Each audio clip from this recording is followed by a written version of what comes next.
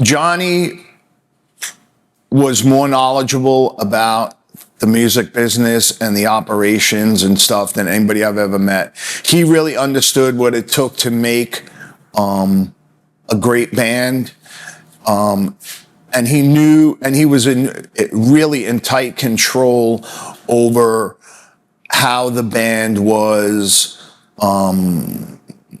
perceived, how people saw the band. But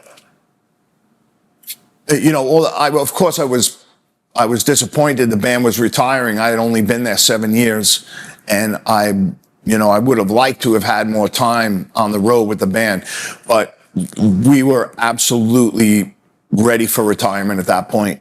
I was singing multiple songs in the set because Joey just couldn't make it. He couldn't make it through the set. He was so unbelievably physically exhausted at the end of a set that it was hard to watch him sometimes after the show in the dressing room.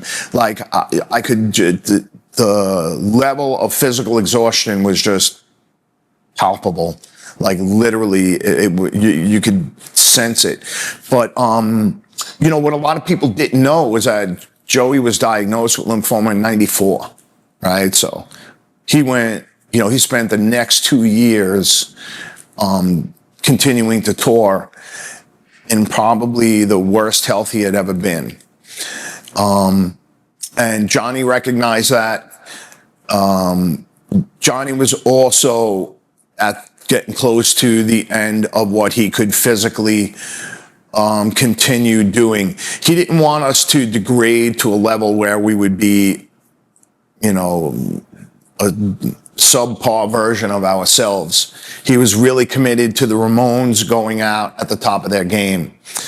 He had a great analogy where he said, they should have, there should be like forced retirement for rock stars. That you should be, it should be mandatory retirement at a certain age. And he used to use the Rolling Stones as an example. He's like, they look terrible. It's not even them playing on stage anymore. They got a gang of guys off stage playing. And that's what John did not want to see the Ramones reduced to. So while the last show, like I said, while I was disappointed and sad that the band was retiring, I understood the reasons behind it, and it made it easier for me to accept. And I also knew that at some point we probably would do some kind of reunion, and that had actually been offered to us while we were doing Lollapalooza in '96. It was a standing offer for $1 million to go to Argentina to play, I think it was 4 shows. And John said, we'll split it up $250,000 each, and we'll go down there 4 shows, 4 stadium shows, and that'll be it. And Joey didn't want to do it. He just straight up didn't want to do it. So on that tour, I came into the dressing room one day and there was some yelling going on. And Joey turned to me and he was like, CJ, if I turn down the shows in Argentina, are you going to be mad at me? And I was like, Joey, you gave the band 22 years. You know what I mean? If you're done, you're done, And he was like, maybe we could go down next year and do it or something. And for me, I was like, man, no problem. Next year, this year, it doesn't really matter to me. I could use the $250,000, but I answered him as a friend and not as a bandmate, right? You got a friend, he's sick, he's really feeling bad. And you know what I mean? You're going to tell him, take care of yourself first and then worry about the money. So that's how I answered him. I just told him, said it straight, which caused a little animosity between me and John and me and Mark, because they were, I guess, hoping like if the band majority said we got to go do it, that Joey would agree to go. But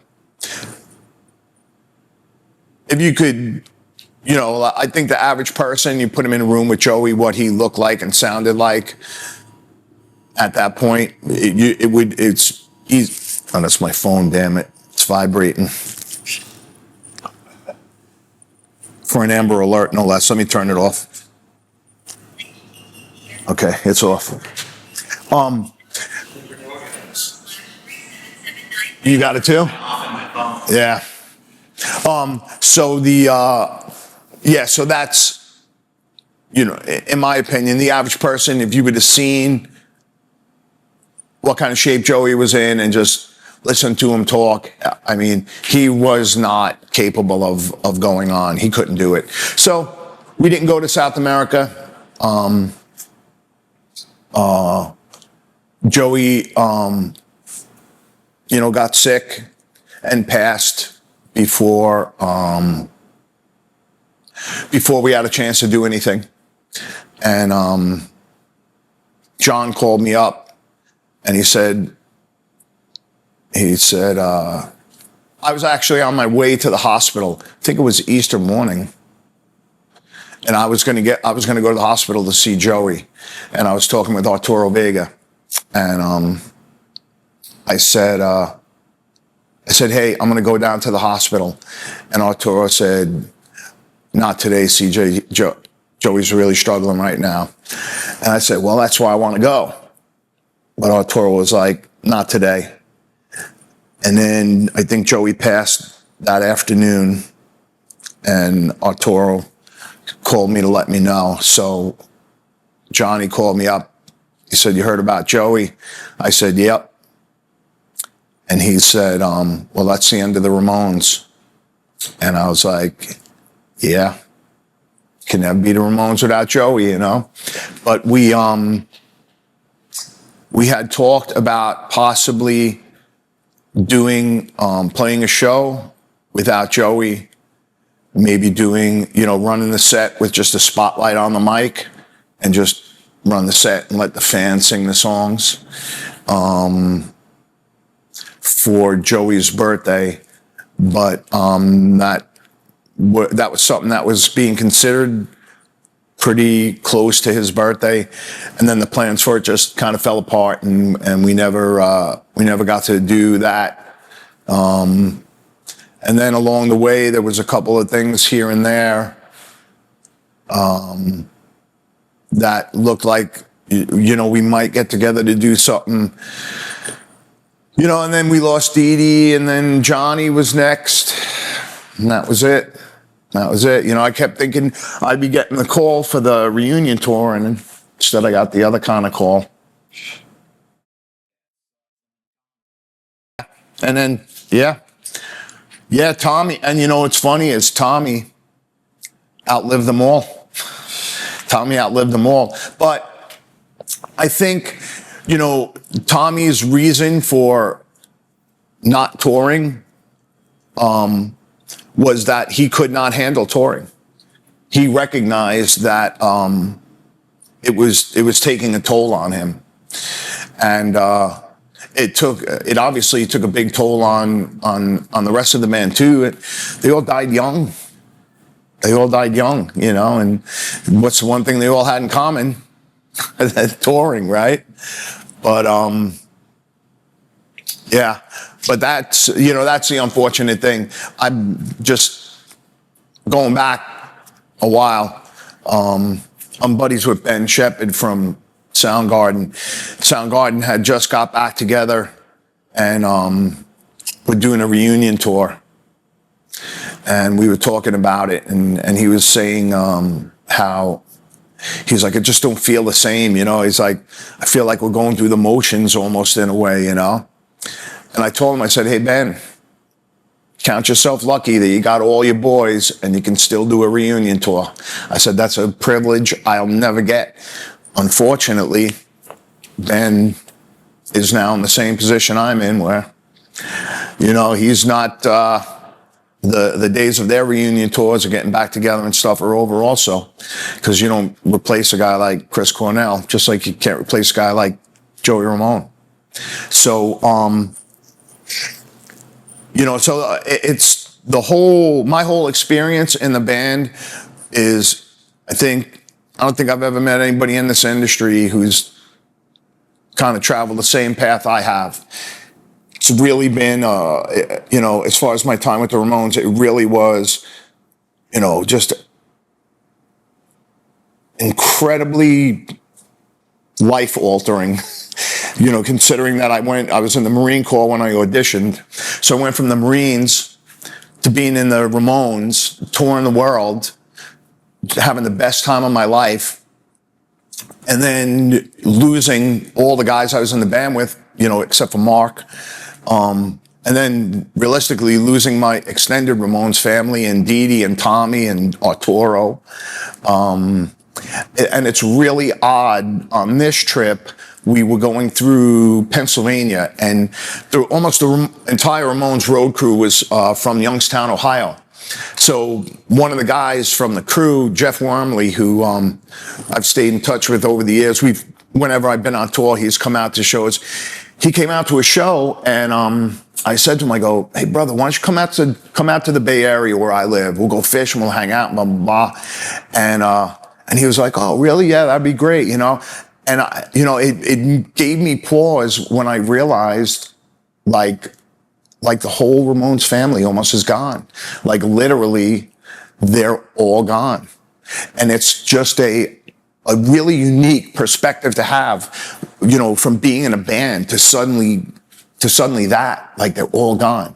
And not even like, they were old men and blah, blah, blah. And at least they lived a long, fruitful life. None of that, they all died young on top of it, to the point where it's just me, Monty Melnick, Mark Bell, and of course Clem Burke, who played for a short amount of time, who I'm actually going to be doing something with soon.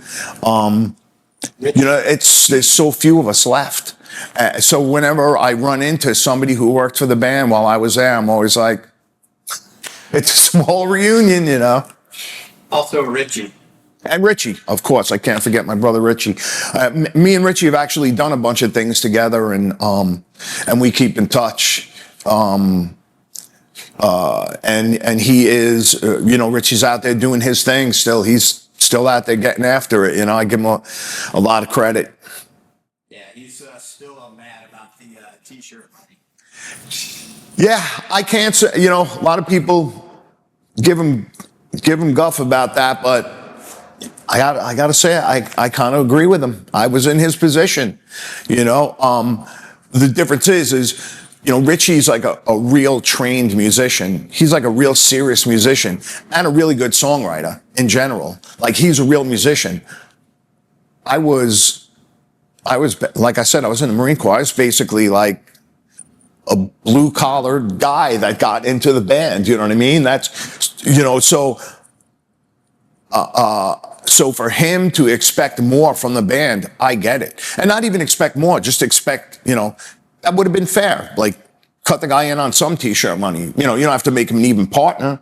But that was, Johnny ran the operation very strict.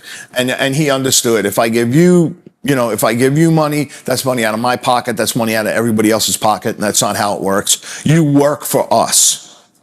That was basically how Johnny looked at it. That's how he ran it.